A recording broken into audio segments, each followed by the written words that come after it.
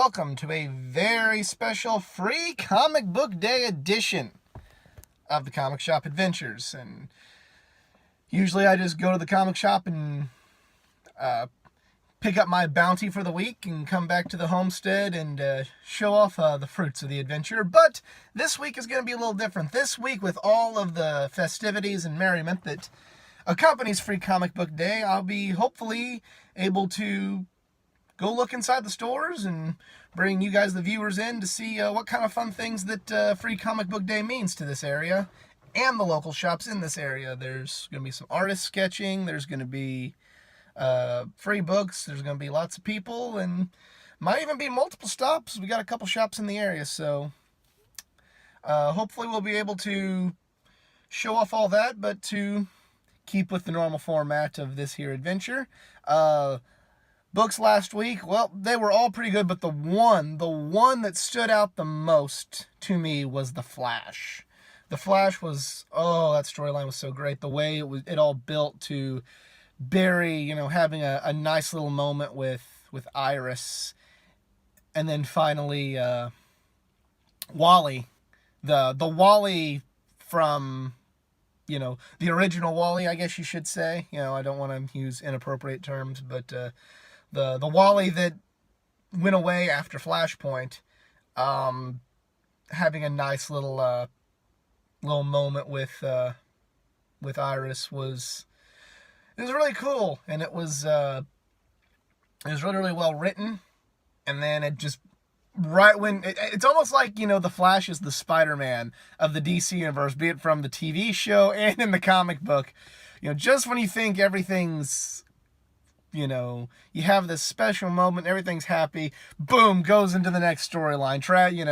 Tragedy happens, and they're already going into setting up the next story arc. So it's got me excited for the next issue of The Flash. And like I've said, Flash has always been kind of the consistent sleeper hit, if that that wording makes sense, to where it's always putting out a good book, but you don't always really hear people talking about it as much as others in the comic book world, but it's always consistently very, very good.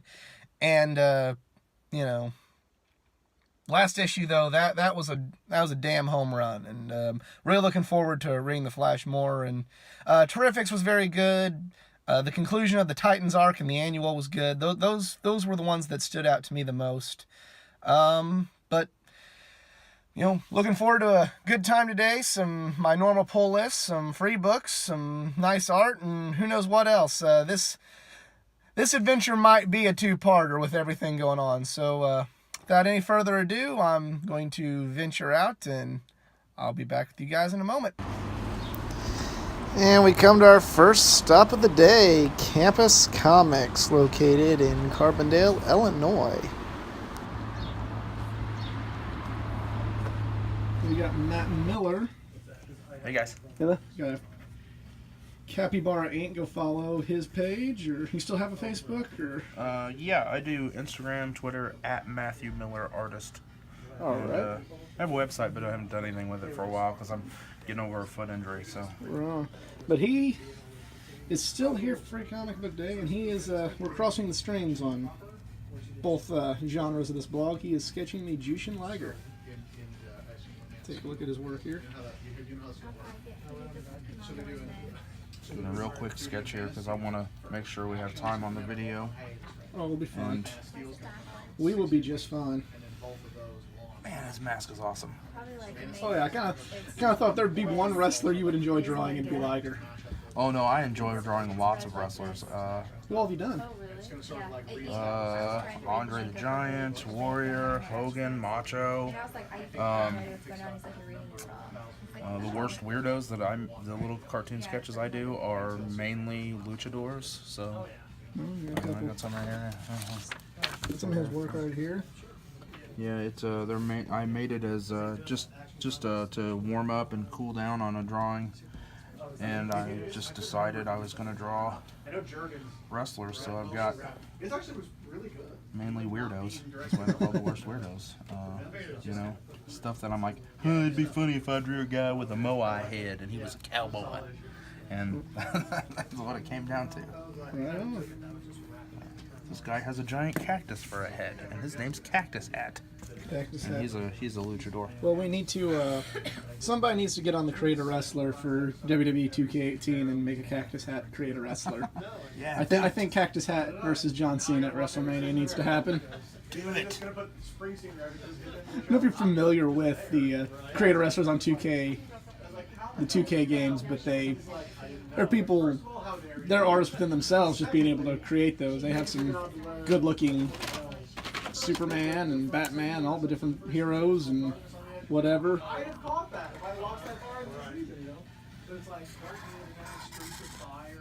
Doing Sharpies for my sketches today for Free Comic Book Day, just because they're vibrant and they're fast, and compared to all the sketches I've done today, they worked out really well because I've done probably 50 sketches today, which for me is quite a bit. 50 sketches to. Were you? How many have you done just here at this at the shop since you've been here? 5 or so, 4 or 5. What all have you sketched so far today? The weirdest one was Smurfette. It's not Liger, it's Smurfette. Oh, no. This makes sense to me. Smurfette doesn't make sense. Hi, I'm a grown man. I want Smurfette. We ain't judging here. The Athletic Geek does not judge. Well, I'm not the Athletic Geek. I'm Yeah, the yeah. artist. I can judge that guy all I want. Nobody can stop me. No, lots of anime at the. I went to another place before here, and there's always anime, and they always act. Sometimes they get offended when I don't know who they're talking about, and I'm like, I don't know who all those people are. I remember the last time you were here, you sketched me Johnny Cage, which I still have yet to find the right spot for that, but it's Next to your heart. I really need to find a good frame. I need to just find space in the old geek cave, if you will.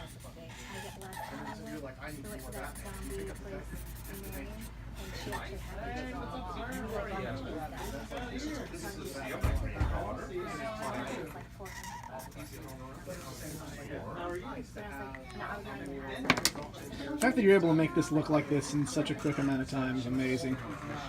Lots of practice. Gotta tell you, I started when I was.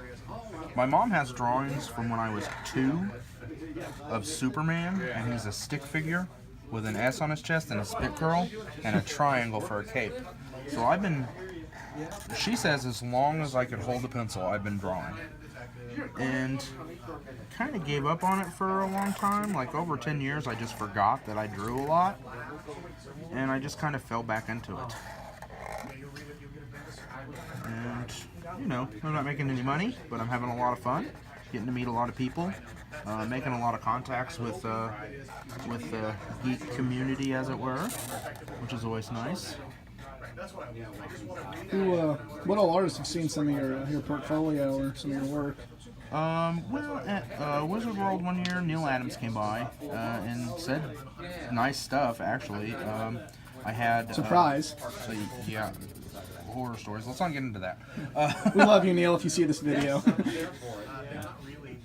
I sold some art to Greg Horn. Really?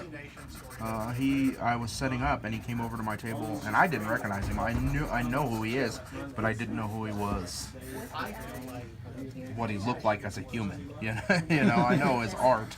Like, oh yeah, he draws all those girls. Amazing digital artist. And he bought some stuff from me, some Harley and Joker stuff, because apparently his kitchen is all Harley and Joker. Really? Or it was at the time. So he bought some stuff from me. Tommy Castillo came and bought some stuff from me and talked to me for a long time, and he just passed away recently. But you know, probably the best thing I got compliment-wise from an artist is Rick Burkett, who's famous for working on the first Harley Quinn comic in comics, so she started in the animated series and then jumped to the comics. He said some really great stuff. He bought my little 10-page comic from me, but I ended up giving it to him because he's a hero of mine.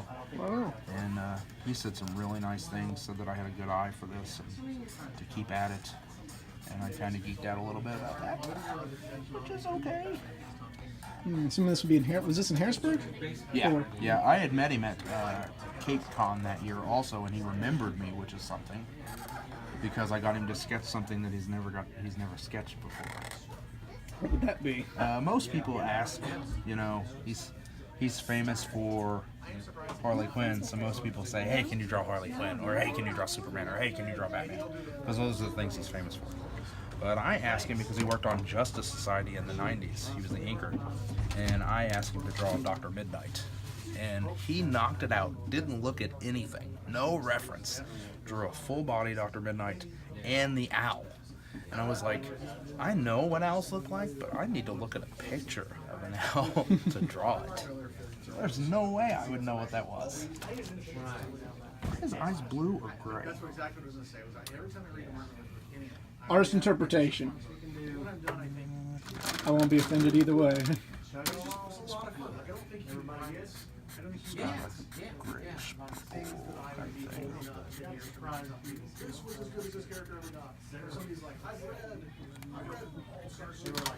Kind of gold.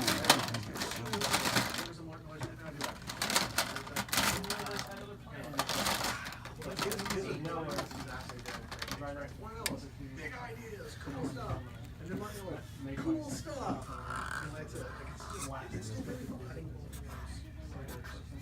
Yeah.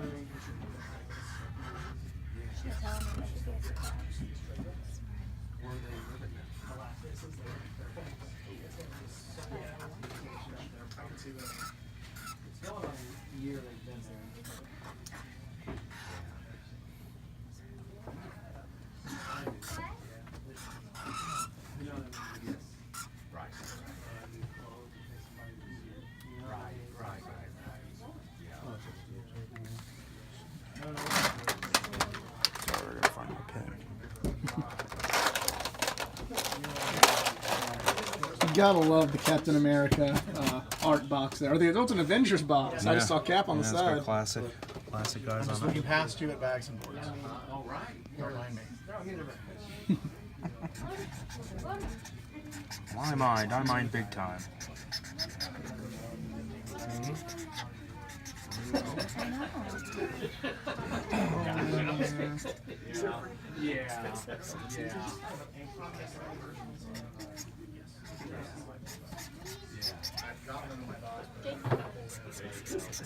Puts it all into perspective, doesn't it?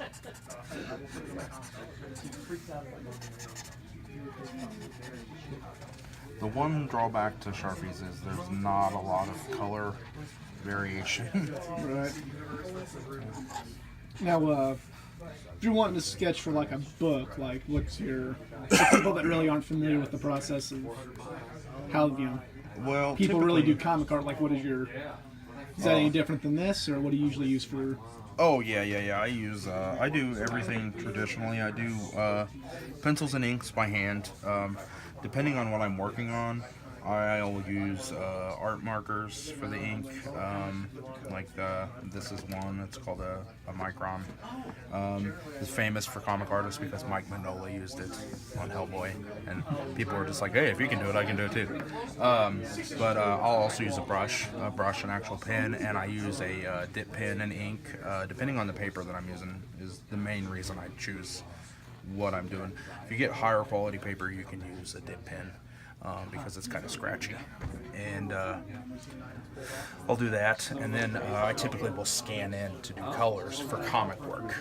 For commissions, I'll do watercolors. I can do acrylic on canvas, stuff like that. But for comic pages, it's best for me to scan because it drops out all the pencil line, and you can fix any ink mess ups or anything.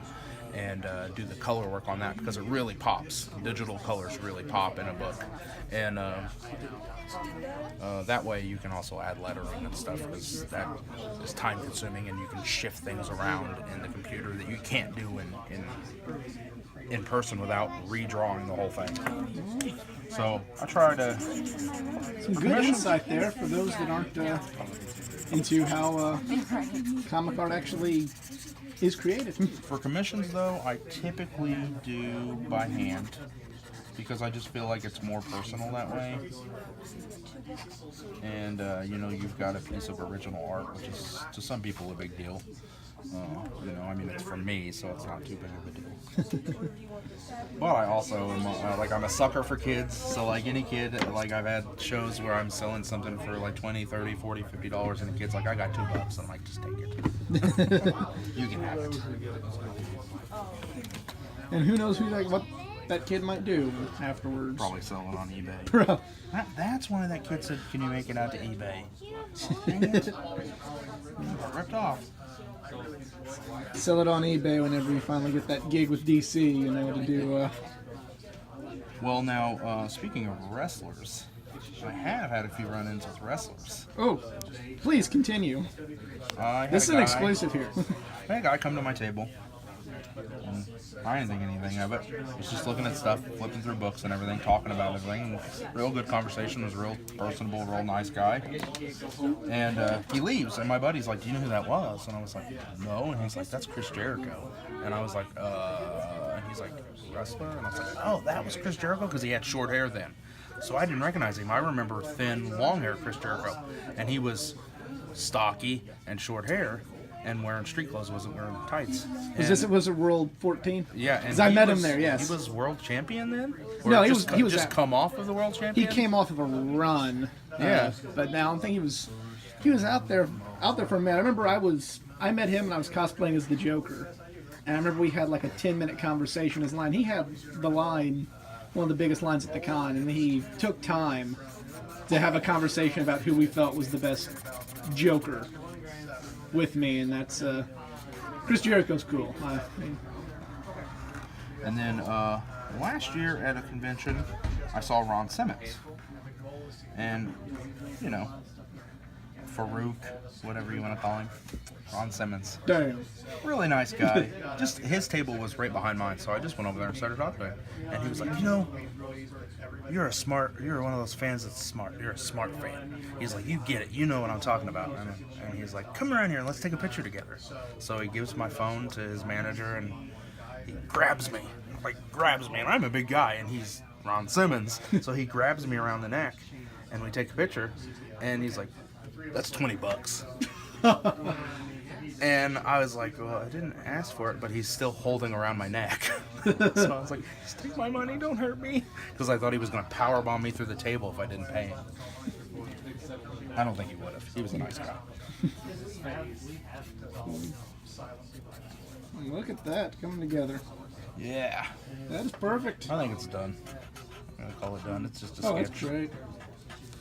Okay, well, all right. There's the artist at work.